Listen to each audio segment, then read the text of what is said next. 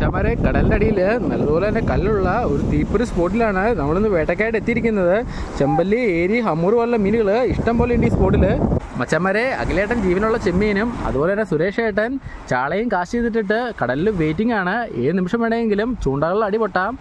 രണ്ട് നല്ല റിസൾട്ടാണ് ഇവിടെ കല്ലുകളൊക്കെ ഇഷ്ടംപോലെ ഉള്ളതുകൊണ്ട് മീനുകളുടെ സാന്നിധ്യം ഇവിടെ എപ്പോഴും ഉണ്ടാവും. എപ്പോഴാണ് അവന്മാർ നമ്മുടെ ബെയിൻ്റെ അടുത്ത് അപ്രോച്ച് ചെയ്യാമെന്ന് നമുക്ക് ഒട്ടും പറയാനായിട്ട് പറ്റില്ല. ചില സമയങ്ങളിൽ ഈ ചാളയുടെയൊക്കെ സ്മെല്ല് കിട്ടി കഴിഞ്ഞിട്ടുണ്ടെങ്കിൽ മടയിലിരിക്കുന്ന ഏരി, ചെമ്പല്ലി വരെ ഇറങ്ങി വന്ന് ആ ബെയ്റ്റ് എടുക്കും. പക്ഷേ അടിച്ചു കഴിഞ്ഞിട്ടുണ്ടെങ്കിൽ ആ സെക്കൻഡിൽ തന്നെ അവർ നമ്മുടെ ബെയ്റ്റുമായിട്ട് തിരിച്ച് ആ മടയിലേക്ക് തന്നെ കയറും. അതാണ് ഇവിടുത്തെ ഒരു പ്രത്യേകത. അതുകൊണ്ട് അടി കിട്ടിക്കഴിഞ്ഞിട്ടുണ്ടെങ്കിൽ എത്രയും പെട്ടെന്ന് തന്നെ അടിച്ചു പൊക്കിയ അവന്മാരെ വെള്ളത്തിന് മുകളിലേക്ക് കൊണ്ടുവരാനായിട്ട് ശ്രമിക്കണം.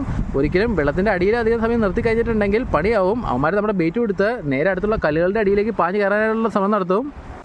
മച്ചാന്മാരെ നല്ല പവർഫുൾ റോഡ് തന്നെയാണ് സുരേഷ് ഏട്ടനും അതുപോലെ തന്നെ അഖിലേട്ടനും ഇവിടെ ഉപയോഗിച്ചുകൊണ്ടിരിക്കുന്നത്.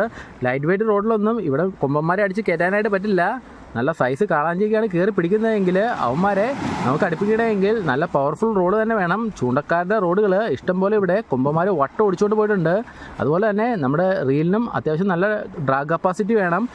ഓടിച്ച് തളർത്തി കയറ്റേണ്ട മീനാണെങ്കിൽ അത്യാവശ്യം നമുക്ക് അവന്മാരെ ഡ്രാഗ് ഇട്ട് തന്നെ ഓടിച്ച് തളർത്താനായിട്ട് പറ്റണം. ഇവിടെ മച്ചന്മാരെ കാണാൻ നല്ല ഭംഗിയുള്ള ഒരു അടിപൊളി മീൻ നമുക്ക് അങ്ങനെ കയറിയിരിക്കുകയാണ്. ഇത് കലവ എന്ന് വിളിക്കുന്ന മീനാണ്. ഹമ്മൂറിൻ്റെയൊക്കെ അതേ കിണത്തിൽ തന്നെ പെട്ട മീനാണ് ഈ കലവകളും. പക്ഷേ ഇവരെ കാണാൻ ഹമ്മൂറിനേക്കാളും ഭംഗിയാണ്. ഇവരെ നമുക്ക് വേണമെങ്കിൽ അക്യൂറിയത്തിലിട്ടും വളർത്താനായിട്ട് പറ്റും. മച്ചന്മാരെ ചെമ്മീനിട്ട് നമ്മുടെ ചൂണ്ടപ്പുലികൾ മാരക വേട്ടയാണ് ഇവിടെ നടത്തിക്കൊണ്ടിരിക്കുന്നത്. സന്ധ്യയോടെ എടുക്കുന്ന ഈ സമയത്ത് ശരിക്കും മീനുകൾ സ്ട്രൈക്ക് ചെയ്യുന്നുണ്ട് നമ്മുടെ ചൂണ്ടയിൽ. അല്പം അലകളുള്ളതുകൊണ്ട് തന്നെ നമ്മൾ മീനടിക്കുന്നത് ശരിക്കും വാച്ച് തന്നെ ഇവിടെ നിൽക്കണം. ഫ്ലോട്ട് താത്തിക്കൊണ്ട് പോകുന്നത് കണ്ടു കഴിഞ്ഞിട്ടുണ്ടെങ്കിൽ ഒരു സെക്കൻഡ് പോലും വൈകാതെ നമ്മൾ എത്രയും പെട്ടെന്ന് തന്നെ ഹുക്കപ്പ് കൊടുത്ത് അവനെ ചൂണ്ടയിൽ ലോക്കാക്കാൻ നോക്കണം. ത്രിബിൾ ഹുക്കിലും അതുപോലെ തന്നെ സിംഗിൾ ഹുക്കിലും ഒരുപോലെ തന്നെ നമുക്ക് ഇവിടുന്ന് മീനുകളെ അടിച്ചു കയറ്റാനായിട്ട് പറ്റും. ഇവിടെ കല്ലുകളിൽ ഇഷ്ടംപോലെ പാഴയും പൂപ്പലൊക്കെ പറ്റിപ്പിടിച്ച് വളരുന്നതുകൊണ്ട് തന്നെ മീനുകളുടെ സാന്നിധ്യം അത് കഴിക്കാനായിട്ട് എപ്പോഴും ഇവിടെ ഉണ്ടാവും. ചെറുമീനുകളെ അടിക്കാനായിട്ട് അതുകൊണ്ട് തന്നെ ആഴക്കടലിൽ നിന്നും വമ്പന്മാരും ഇടയ്ക്ക് കയറി വരും. ഹമ്മൂറിനെയൊക്കെ നമുക്ക് ഈ പോൾ റോഡ് ഉപയോഗിച്ച് പിടിക്കാനായിട്ട് പറ്റും. 2 കിലോയുള്ള ഹമ്മൂറിന് വരെ നമുക്കിവിടെ പോൾ റോഡിൽ കിട്ടിയിട്ടുള്ളതാണ്.